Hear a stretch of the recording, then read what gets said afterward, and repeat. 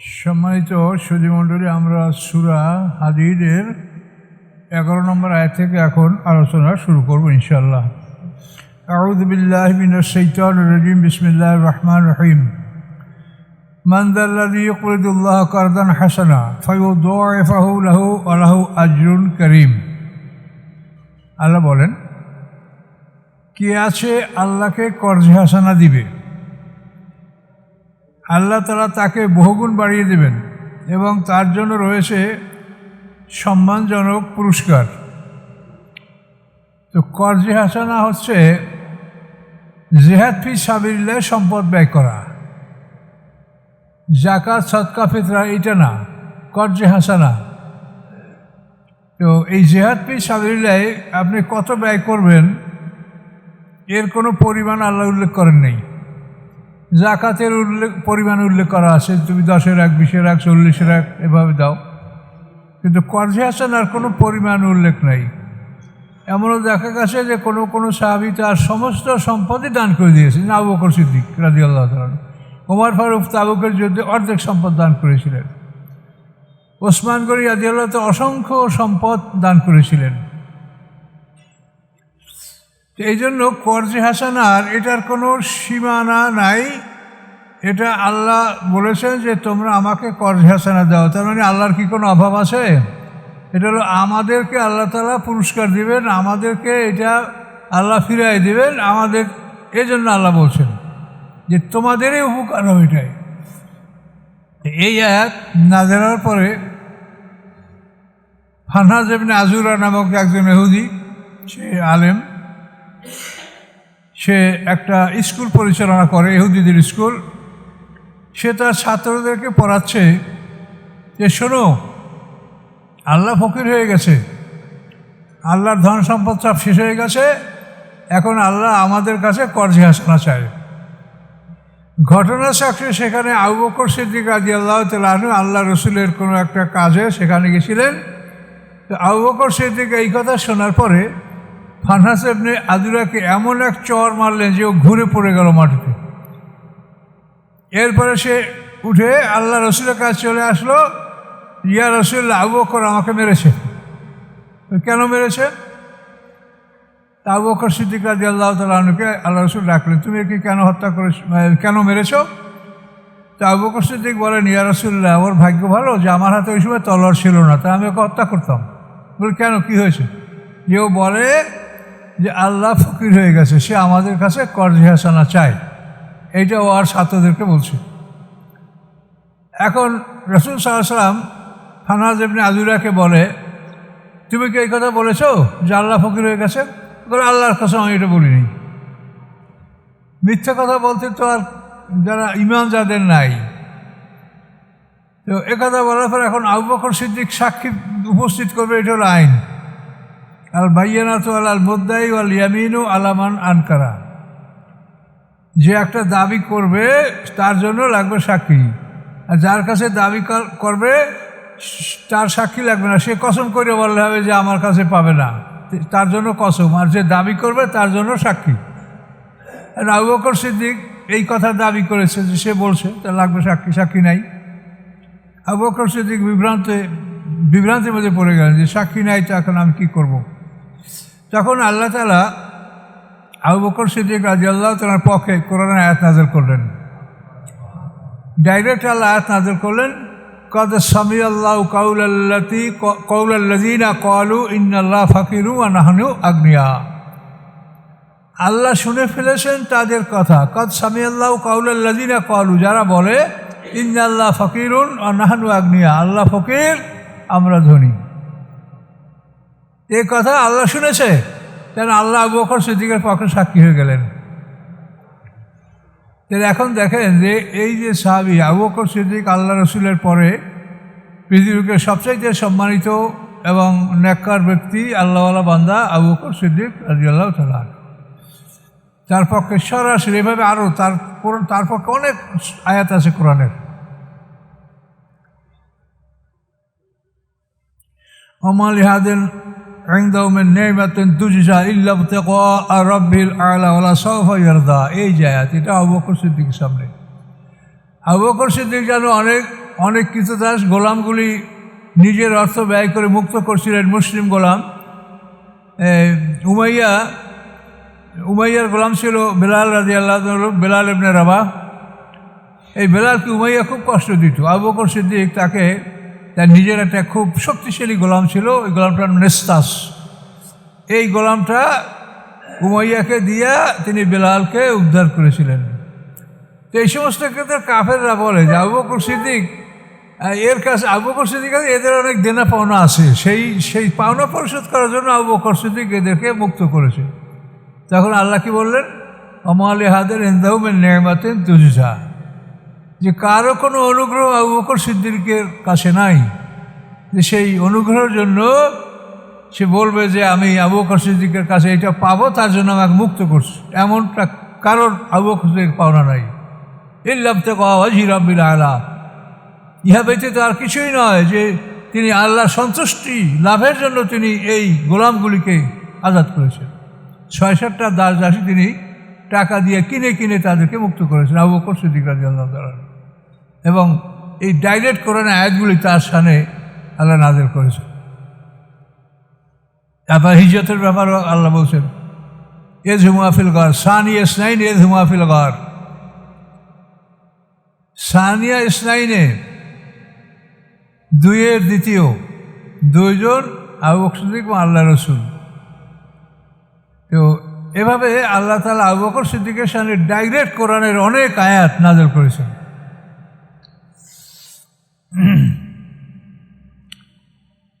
তো এখন কর্জে হাসানা অর্থাৎ জেহাদের জন্য যদি সম্পদ ব্যয় করা হয়, তো আল্লাহ বলেন ফায়ুদাইফা লাহু, তাকে বহুগুণ আল্লাহ বাড়িয়ে দেবেন, যতগুণ ইচ্ছে করেন। তো 700 গুণ পর্যন্ত দেওয়ার কথা কোরআনে বলা আছে, আর হাদিসে আছে আরও অনেক বেশি গুণ দেওয়ার কথা আল্লাহ দিতে পারেন, তার সম্পদের কোনো অভাব নাই। আল্লাহ বলেন, ইয়াওমা তারাল মুমিনিনা ওয়াল মুমিনাত ইয়াসআ নূরুহুম বাইনা আইদিহিম ওয়া বিআইমানিহিম, সেদিন আপনি দেখবেন মোমেনদেরকে, মোমেন পুরুষদেরকে এবং মোমেন নারীদেরকে দেখবেন, ইয়াসআ নূরুহুম বাইনা আইদিহিম ওয়া বিআইমানিহিম, চলাচল করছে তাদের নূর তাদের সামনে এবং ডান দিকে। বুশরাকুমুল ইয়াওমা, তোমাদের জন্য আজকে সুসংবাদ। কিসের সুসংবাদ? জান্নাত, জান্নাতুন তাজরি মিন তাহতিহাল আনহার, এমন জান্নাত যার তলদেশ থেকে নহর প্রবাহিত, সেই জান্নাতের সুসংবাদ তোমাদের জন্য আজকে। খালিদিনা ফিহা, সেখানে তোমরা অনন্তকাল থাকবে। যালিকাল ফাউজুল আযীম, এটা সবচাইতে বড় জয়যুক্ততা।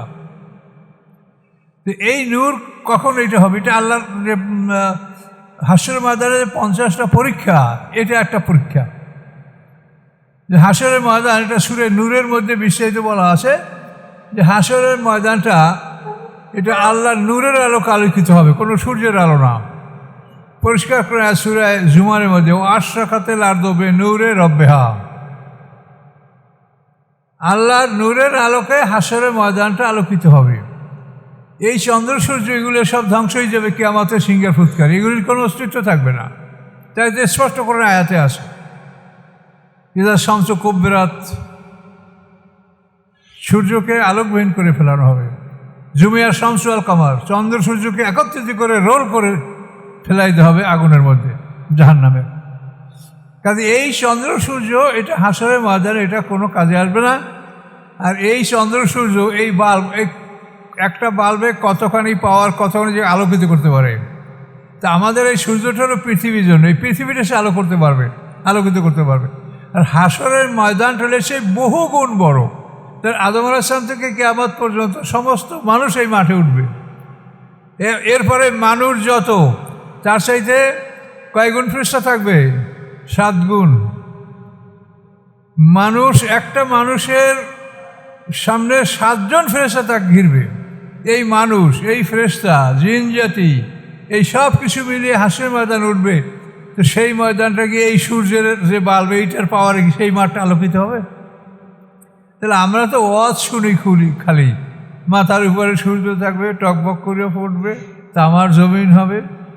তামার জমিন কেন হবে? আমরা তো মাটির জমিন থেকে সৃষ্টি হয়েছি, এবং ওই মাটির জমিন থেকে আমাদেরকে আল্লাহ বের করবেন। যেরকম বৃষ্টির ফলে মাটি উর্বরতা লাভ করে এবং তার থেকে সমস্ত গাছপালা জন্মায়, ওই রকম হাঁসের ময়দানে আমরা মাটি ফুটে বের হবো, তামার জমিন হবে, সূর্য মাথার উপরে হবে, এক হাত উপরে, কারো আর সুরমার শলাকা এবং সূর্য বরাবর হবে। এইসব ওয়াজ শুনে শুনে আমরা এমন অভ্যস্ত হয়ে গেছি যে এগুলার বিপরীত কেউ বললে তখন মাথা গরম হয়ে যায়। ভাই, এটা আমরাও শুনেছি, আমরাও তো ওগুলো পড়েছি যা আপনারা পড়েছেন, কিন্তু এটা কোরআনের সাথে মিলাতে গেলে দেখবেন এগুলির কোনো অস্তিত্ব নাই। কোরআনে যা আছে তাতে আপনি সেইটা বিশ্বাস করলে কি আপনার কোনো ক্ষতি আছে না লোকসান আছে? কন আল্লাহ বলছেন যে ও আশরাকাতিল আরদু বিনূরি রাব্বিহা, হাসরের ময়দানটা আল্লাহর নূরের আলোকে আলোকিত হবে, সূর্যের আলোতে নয়। তাহলে এখন এই আলোটা আল্লাহ তাআলা কোনো এক সময় নিভিয়ে ফেলবেন হাসরের ময়দানে। আলোটা যখন বন্ধ করে দেবেন তো হাসরের ময়দানটা অন্ধকার হয়ে যাবে। এই অন্ধকারের মধ্যে একটা পরীক্ষা নেওয়া হবে মোমেন কাফের। যারা মোমেন, এই অন্ধকারের মধ্যে তাদের এই নূর, ইয়াসা নুরুম বাইনা আইদিহিম ওয়া আইমানিহিম, ডান দিকে এবং সামনের দিকে মোমেনদের আলো জ্বলবে। ডান দিকের আলোটা হলো ইমানের আলো, সামনের আলোটা হলো ইমানের আলো, আর ডান দিকের আলোটা হলো আমলের, নেকামলের আলো। মোমেনদের এই আলো ডান দিকে, ইয়াসা নুরুম বাইনা আইদিহিম সামনে, হবে আইমানিহিম এবং ডান দিকে, এই মোমেনদের আলো জ্বলবে। এবং এইটার জন্য আল্লাহ সুসংবাদ দিয়েছেন। এই মোমেনদের যখন আলো জ্বলবে সেদিন কাফেরদের আলো, মুশরিকদের আলো জ্বলবে না, কিন্তু মুনাফিক যারা তাদের আলো জ্বলবে নিভবে, জ্বলবে নিভবে, কিছুদিন আগাবে, আবার আলো বন্ধ হবে, থেমে যাবে। এইভাবে যেতে যেতে তারা আরাফের কাছে যাবে, তখন তাদের মুনাফিকদের আলো চিরতরে নিভে যাবে। সেই সময় দেখেন, ইয়াউমা ইয়াকুলুল মুনাফিকুনা ওয়াল মুনাফিকাতু লিল্লাযিনা আমানু, সেদিন বলবে মুনাফিক পুরুষগণ, ওয়াল মুনাফিকাতু মুনাফিক নারীগণ, লিল্লাযিনা আমানু মুমিনদেরকে কি বলবে? উনজুরুনা, আমাদের জন্য একটু অপেক্ষা করো, নাকতাবিস মিন নূরিকুম, আমরা তোমাদের থেকে একটু আলো সংগ্রহ করব। এটা মুনাফিক নারী পুরুষরা বলবে। যখন এটা বলবে তো মুমিনরা ভীত থাকবে যে আমার আলো জ্বলছে যে নিভে যায়, মুনাফিক আলো জলে নেবে, যে সূরা বাকারায় পড়ছেন, আলোকিত হলে অগ্রসর হয়, আলো বন্ধ হয়ে গেলে থেমে যায় মুনাফিক। এই ঘটনা কিন্তু এটা। এখন ওরা যখন বলবে উনজুরুনা, আমাদের জন্য একটু অপেক্ষা করো, নাকতাবিস মিন নূরিকুম, আমরা তোমাদের আলো হতে আলো গ্রহণ করব। কিলা রাজিউ ওয়ারাকুম, তখন তাদেরকে বলা হবে পিছনের দিকে ফিরে যাও, ফালতামিসু নূরা, সেখানে তোমরা আলোর অনুসন্ধান করো। তখন ওরা মনে করবে যে আলো তো পিছনে, তখন ওরা ঘুরে পিছনের দিকে ফিরবে। যখন পিছনের দিকে ফিরবে তখন কি হবে? ফাজুরে বা বাইনহুম বিসুর, মানে তারা পিছনের দিকে ফিরলেই মোমেন থেকে তারা একটা গ্যাপ সৃষ্টি, একটা ভ্যাকুয়াম সৃষ্টি হবে। মোমেনরা আগেই যাবে, ওরা পিছনে থাকবে। তখন ফাজুরে বা বাইনহুম বিসুর, স্থাপন করা হবে তাদের মধ্যে একটা প্রাচীর, লাহু বাব, যেই প্রাচীরের দরজা আছে, দরজা বিশিষ্ট একটা প্রাচীর মোমেন এবং মুনাফিকদের মধ্যে স্থাপন করা হবে। বাতিনুহু ফিহির রাহমা, এবং এই প্রাচীরের ভিতরের দিকে যারা থাকবে তারা রহমতের মধ্যে থাকবে। যাহিরু মিন কিবালিল আযাব, এবং বাইরের দিকে যারা থাকবে আল্লাহর পক্ষ থেকে তারা শাস্তিতে থাকবে। এই যে একটা পরীক্ষা হাসরের ময়দানে। তাহলে এখন এই আলো সবার সমান জ্বলবে না, যার যেরকম আমল তার সেই রকম আলো জ্বলবে। কাজে এই পূর্ণাঙ্গ আলো জ্বালানোর জন্য আমাদের চেষ্টা করতে হবে। কিভাবে? পূর্ণাঙ্গ শরীয়তকে আমাদের মানতে হবে। শরীয়তের একাংশ নিয়ে খুব যদি আমরা, আমাদের অবস্থা কি জানেন, যে 10 পেপারে পরীক্ষা নেওয়া হবে, 10 পেপারে পাশ করতে হবে, কিন্তু আমরা 2-1 পেপারে খুব পারদর্শী, আর হয়তো 6-7 পেপারের খবরই নাই, নামই জানি না। কথা বলতে পারছেন? এই একটা নিয়েই খুব হামাহামি দৌড়ঝাঁপ করা, এটা ঠিক না। আপনি প্রত্যেকটা বিষয়ে গুরুত্ব দিতে হবে। তাহলে এখন তাদেরকে বলা হবে যে পিছনের দিকে চলে যাও, নূর খরচ করো। এর অর্থ হলো যে পিছন মানে দুনিয়া, এই আলো জ্বালাতে হলে দুনিয়ায় তোমাদের ঈমান আনতে হবে। এইটা এখানে এই আলো জ্বালাবার কোনো সুযোগ নাই। কোনোভাবে এইখানে বসিয়া যারা দুনিয়াতে ঈমানদার ছিল না তাদের আলো কোনো অবস্থায় জ্বলবে না। কত ভয়ঙ্কর কথা দেখেন। ফালতামিসু নূরা, তোমরা সেখানে আলো অনুসন্ধান করো। ফাজুরিবা বাইনহুম বিসুর লাহু বাব, তাদের মাঝখানে একটা প্রাচীর স্থাপন করা হবে, যে প্রাচীরের দরজা আছে। এই প্রাচীরটার নামই হচ্ছে আরাফ। এই যে আরাফ সূরা গেছে না প্রথম দিকে, আরাফ, এই প্রাচীর একটা উঁচু প্রাচীর, তার উপরেও কিছু লোক থাকবে, তারা পরে বিনি হিসেবে জান্নাতে যাবে। ইউনাদুনহুম, তখন ওই মুনাফিকরা মুমিনদেরকে ডাইকা বলবে। মুমিনরা তো আলোর জন্য দাঁড়ালো না, চলে গেল, আর এই অবস্থায় ওরা প্রাচীরের বাইরে থেকে গেল। ইউনাদুনহুম, তখন তারা মুমিনদেরকে ডাকবে, ডাইকা বলে আলাম নাকুম মাকুম, আমরা কি তোমাদের সাথে ছিলাম না? মুনাফিকরা তো আমাদের সাথেই আছে। মুনাফিককে মিথ্যা কথা বলে, ওয়াদা খেলাপ করে, আমানতের খেয়ানত করে, তর্ক বিতর্কে ফাহিশা কথা ব্যবহার করে, এরা মুনাফিক। এই মুনাফিক তো সবসময় আমাদের সাথেই আছে। মিথ্যা কথা বলে না, ওয়াদা খেলাপ করে না, আমানতের খেয়ানত করে না, ফাহিশা কথা ব্যবহার করে না। এইরকম মানুষ আপনি জীবন অনুসন্ধান করে দেখেন যে সারা জীবনও আপনি 2-4-5টা লোক পেয়েছেন কিনা যারা মিথ্যা কথা বলে না। আবার হুজুররা অনেকে ওয়াজও করে, কারণ স্ত্রীর সাথে মিথ্যা কথা বলা যায়। কাপড় যদি 500 টাকা কেনেন তো বলবেন যে 1000 টাকা কিনছি। এই মাসলা কোথা থেকে আবিষ্কার করা হলো? স্ত্রীর সাথে মিথ্যা কথা বলা যায়, এটা আপনি কোথায় পাইলেন? এগুলি ধোঁকাবাজ, এগুলো মিথ্যা কথা। আপনি সবার কাছেই আপনি সত্য কথা বলবেন, কারোর সাথে মিথ্যা কথা বলবেন না। স্ত্রীকে সে আপনার আপনজন, তাকে বুঝাতে হবে যে আমাদের এই ক্যাপাসিটি আছে, আমাদের এই পরিবেশ, এই অর্থকড়ি আছে, এর দ্বারা আমাদের সংসার চালাতে হবে, ছেলেমেয়ে লেখাতে পড়াতে হবে, আর অন্যান্য কাজ আমাদের করতে হবে, বাড়ি ভাড়া দিতে হবে, গ্যাস বিল, কারেন্ট বিল দিতে হবে। কাজে আমরা এর বেশি আমরা খরচ করতে পারি না। স্ত্রীকে এইভাবে শেয়ার করবেন, তারা মিথ্যা কথা যদি থামাই দেবেন, এটা কি কথা? মানে এরা মিথ্যাকে ভয় করে না। ওরে বাপ রে বাপ, মিথ্যা যে এত বড় অপরাধ, শিরক সমতুল্য অপরাধ মিথ্যা কথা বলা। কোরআন আল্লাহ বলেছেন, ফাজতানিবু রিজসা মিনাল আওসানি ওয়াজতানিবু কাওলা জুর। এই আয়াতে আল্লাহ বলেছেন মূর্তির অপবিত্র থেকে দূরে থাকো এবং মিথ্যা থেকে দূরে থাকো। আল্লাহ রসুল মেম্বারে বসে বলছেন যে আল্লাহ তাআলা মিথ্যা এবং মানে মূর্তির অপবিত্রতা একই জায়গায় আল্লাহ উল্লেখ করেছেন। কাজেই মিথ্যা কথা বলা শিরকের সমপর্যায়ের গুনাহ। কাজী ব্যাপার এটাকে ভয়ঙ্কর জিনিস। এখন সেই দিন দেখেন ওরা বলবে কি, আলাম নাকুম মাকুম, আমরা কি তোমাদের সাথে ছিলাম না? তো মুমিনরা কাল বলে হ্যাঁ ছিলে তো, তোমরা তো ছিলে, কিন্তু তোমরা কি করেছো? ওয়ালাকিন্নাকুম ফাতানতুম আনফুসাকুম, তোমরা তোমাদের নিজদেরকে বিপদে ফেলেছো। তোমরা নিজদেরকে বিপদে ফেলেছো। বিপদটা কি? তারাব্বাস্তুম অতারাব্বাস্তুম, তোমরা ইন্তজার অপেক্ষা করতেছিলে যে মুহাম্মদ সাল্লাল্লাহু আলাইহি ওয়াসাল্লামের মৃত্যু হোক। তার বাবা অকালে মৃত্যুবরণ করছে, মুহাম্মদ সাল্লাল্লাহু আলাইহি ওয়াসাল্লাম বেশি দিন বাঁচবে না, সে মৃত্যুবরণ করলেই আমরা তার থেকে মুক্তি পাবো। আব্দুল্লাহ ইবনে উবাই সে মনে করছে তাহলে আমি গভর্নর হইতে পারবো মদিনার। মুহাম্মদ সাল্লামের কারণে সে গভর্নর হইতে পারে নাই, জানেন না ঘটনা? মদিনার গভর্নরের জন্য তাকে প্রস্তাব করা হয়েছিল আল্লাহ রসুলের হিজরতের আগে, কিন্তু হিজরতের পর এটা হলো না। রাসূল মুহাম্মদ সাল্লাল্লাহু আলাইহি ওয়াসাল্লাম মক্কার গভর্নর হলেন, মদিনার গভর্নর হলেন।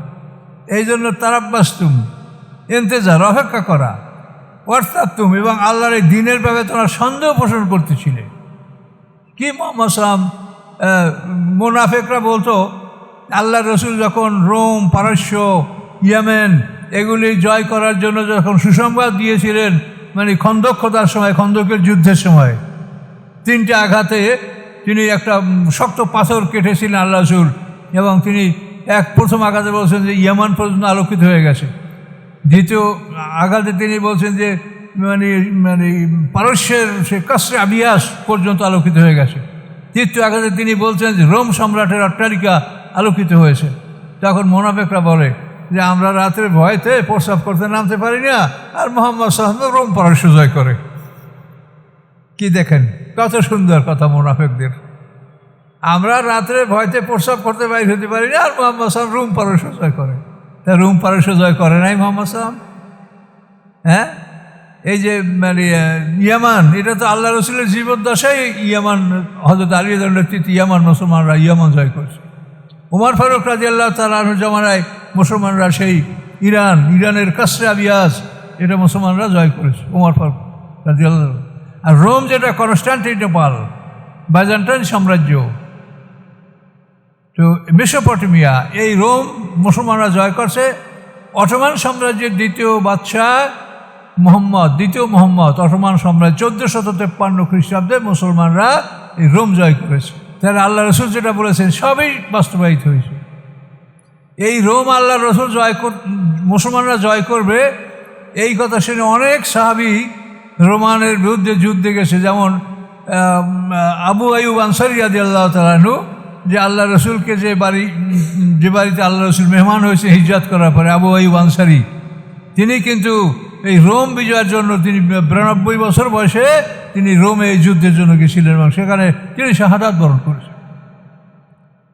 এই সাহাবীদের আশা ছিল যে আল্লাহ রসুল বলেছেন এটা জয় হবে, কিন্তু হয়েছে অনেক পরে, অটোমান সাম্রাজ্যের আমলে এটা হয়েছে। এই অটোমান সাম্রাজ্যের সময় তখন খ্রিস্টানরা মুসলমান হতো, এবং খ্রিস্টানরা যারা মুসলমান হতো তাদের একটা আর্মির আলাদা একটা কোর, তাদেরকে বলা হতো জেনেসারি আর্মি। এই জেনেসারি আর্মি, তারা অত্যন্ত দুর্দান্ত আর্মি ছিল সেই অটোমান সাম্রাজ্যের আমলে। এরা মিলে শেষ পর্যন্ত 1453 খ্রিস্টাব্দে মুসলমানরা রোম জয় করেছে।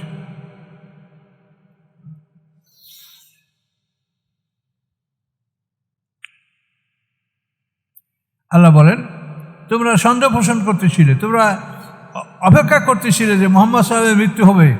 ও গররাতকুমুল আমানি, মিথ্যা আশা তোমাদেরকে ধোঁকা দিয়েছিল। হাত্তা জা আমরুল্লাহ, এমনকি অবশেষে আল্লাহর আদেশ আসলো এবং আল্লাহ রসুল জয়যুক্ত হলেন, তিনি মক্কা বিজয় করলেন, গোটা আরব জাহান তার পদানত হলো। গররাকুম বিল্লাল গারুর, এবং আল্লাহর ব্যাপারে তোমরা মারাত্মকভাবে ধোঁকায় পড়েছিলে। এইটা মুমিনরা জবাব দেবে সেই দিন। ফালিয়াউমা লা ইউখাযু মিনকুম ফিদিয়াতুন ওয়ালা মিনাল্লাযিনা কাফারু, আজকের দিনে গ্রহণ করা হবে না তোমাদের থেকে কোনো ফেদিয়া, বিনিময়, কম্পেনসেশন, মুক্তিপণ, তোমাদের থেকে কোনো মুক্তিপণ আজকে গ্রহণ করা হবে না। ওয়ালা মিনাল্লাযিনা কাফারু, আর কাফেরদের থেকেও নয়। মুনাফিক কাফের দুইটা দলের কথা এখানে বলছেন। ও মাওয়াকুমুন নার, তোমাদের সবার ঠিকানা আগুন। হিয়া মাওলাকুম, আগুনই তোমাদের আশ্রয়স্থল, বন্ধু। উম্মুহু হাবিয়া, হাবিয়া দোজক তার মায় যেরকম আলিঙ্গন করে, হাবিয়া দোজকের অগ্নিশিখা তাকে সেভাবে আলিঙ্গন করবে। কথা বলতেন, এই জন্য উম্মুহু হাবিয়া, তার মা হলো হাবিয়া দোজক, মানে সবচাইতে গভীর দোজক হাবিয়া। এই জন্য মৃত্যুকে বলা হয় শকুনের মা, মানে শকুনকে সবচাইতে ভালোবাসে মৃত্যু হইলেই শকুনে খাইতে পারে।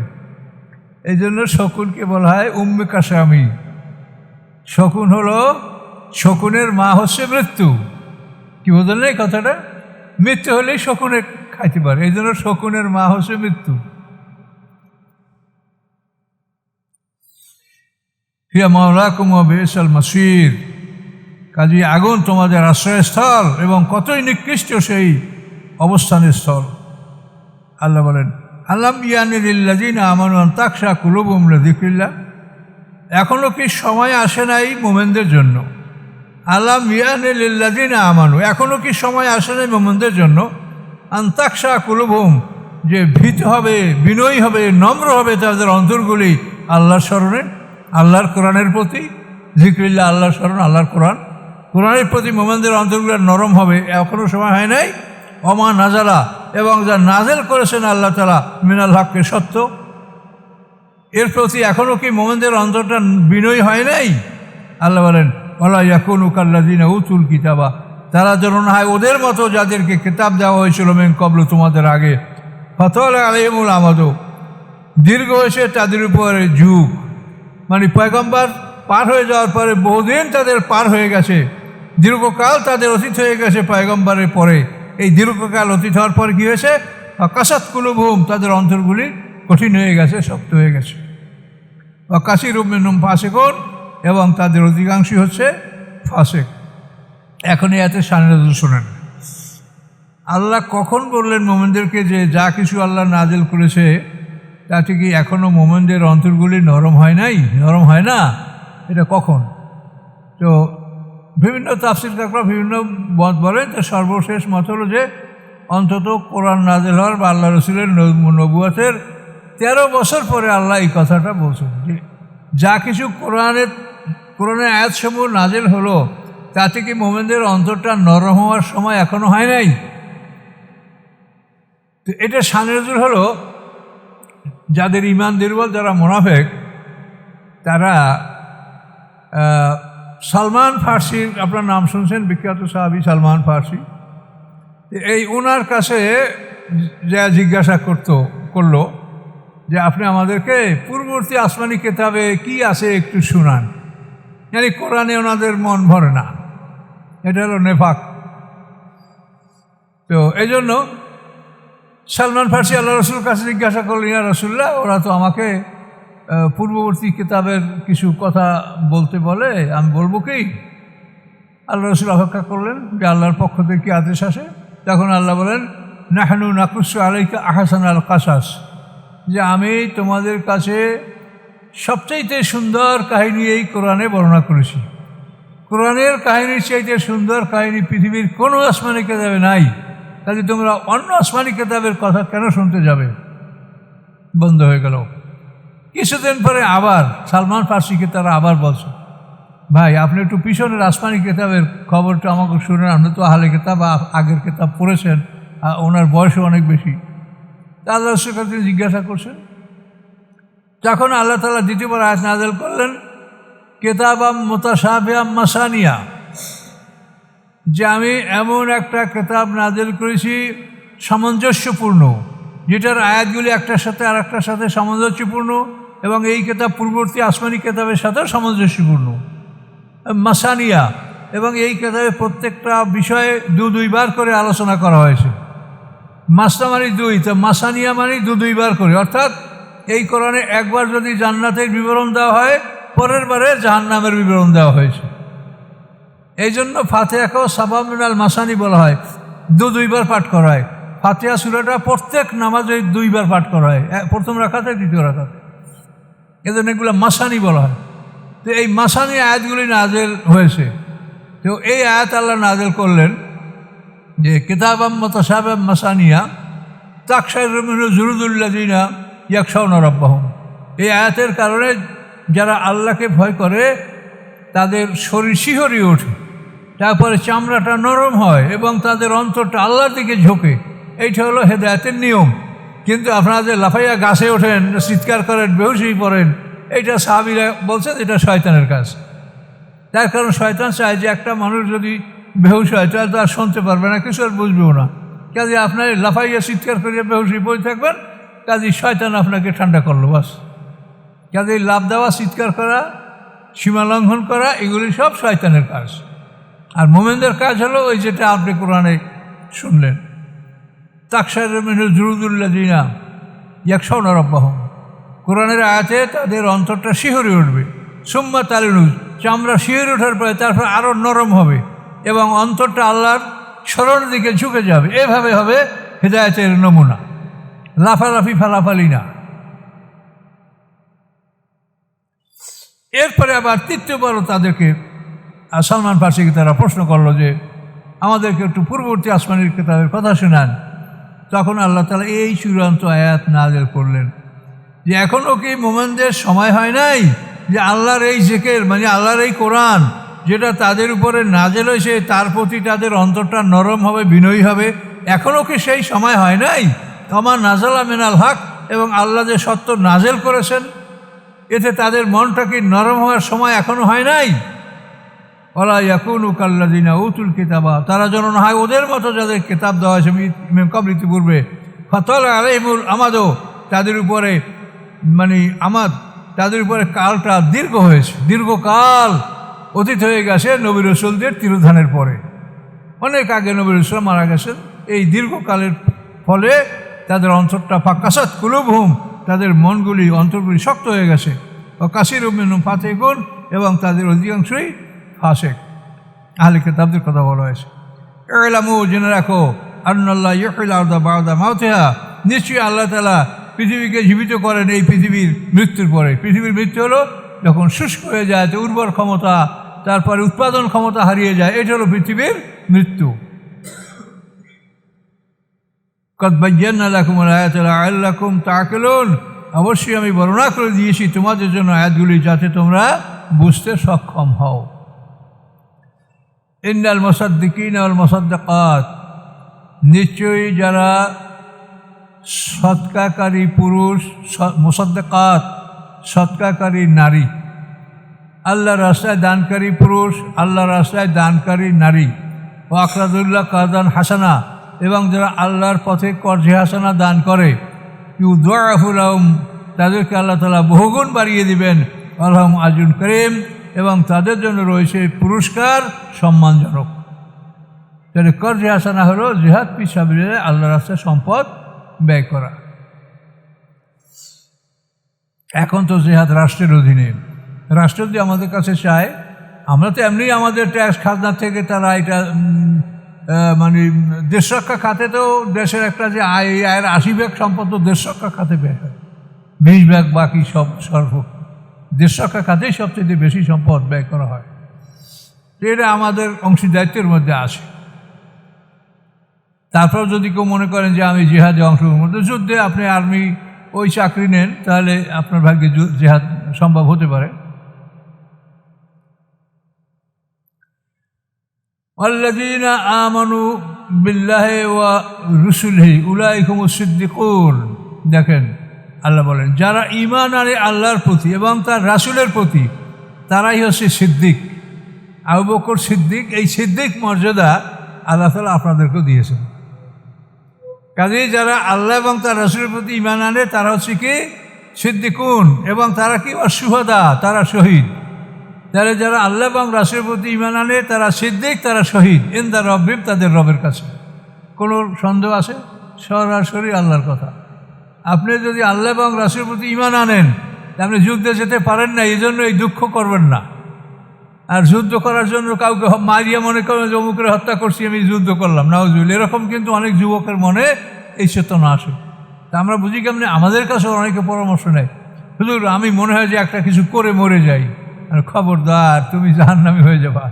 আল্লাহর বিধান অনুযায়ী তোমাকে অগ্রসর হতে হবে। নিজের ইচ্ছায় একা একা কোনো যুদ্ধ করতে পারে না, যুদ্ধ করতে রাষ্ট্রের অধীনে এবং সেনাপতির অধীনে। তাহলে এখন আপনাদের মাঝে একটা কষ্ট ছিল যে আমরা তো জিহাদ করতে পারছি না, সেই কষ্টটা দূর হলো কিনা বলেন? কি আল্লাহ বলছে কি? আবার দেখেন, আল্লাযীনা আমানু বিল্লাহি ওয়া রাসূলিহি, যারা ঈমান আনে আল্লাহর প্রতি এবং তার রাসূলের প্রতি, উলাইকা হুমুস সিদ্দিকুন, তারা হচ্ছে সিদ্দিক, ওয়া শুহাদা ইনদা রাব্বিহিম, এবং রবের কাছে তারা শহীদগণ। কোনো সন্দেহ আছে?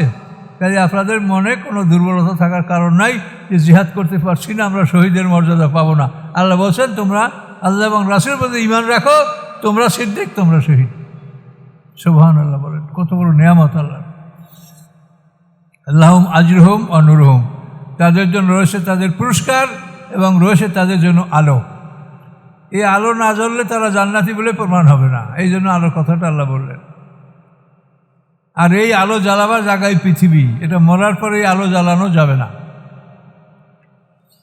ওয়াল্লাযীনা কাফারু ওয়া কাযযাবু বিআয়াতিনা উলাইকা আসহাবুল জাহিম, এবং যারা অবিশ্বাস করে এবং আমার যারা কুফরি করে, ওয়া কাযযাবু বিআয়াতিনা, এবং আমার আয়াতগুলোকে মিথ্যা সাব্যস্ত করে, উলাইকা আসহাবুল জাহিম, তারা জাহিমের অধিবাসী হবে। জাহিম একটা দোজখের নাম, 6 নম্বর দোজখের নাম জাহিম।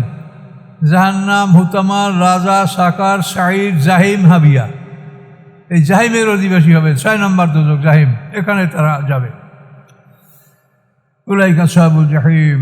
এ পর্যন্ত থাক, একটা রুকু শেষ হয়েছে, 19 নম্বর আয়াত পর্যন্ত। খুবই সুসংবাদ আল্লাহ শুনালো আপনাদেরকে, কি ঠিক কিনা বলেন? যে যারা আল্লাহ এবং তার রাসূলের প্রতি ঈমান আনে তারা সিদ্দিক, তারা শহীদ আল্লাহর দরবারে। কাজেই মনোবল হারানোর কোনো ইয়া নাই যে অন্যরা অংশগ্রহণ করতে পারছে, তাদের জন্য সময় সম্ভাবনা ছিল, তারা লৌহ বর্ম পরিয়া যুদ্ধে যাইতে পারছে। আর এখন তো সেই যুদ্ধ নাই। এখন যেভাবে যুদ্ধ হচ্ছে তা আমরা তো বললেও বুঝতে পারি না যে কীভাবে যুদ্ধটা, কী প্রযুক্তি ব্যবহার করা হচ্ছে। এত ভয়ঙ্কর ব্যাপার।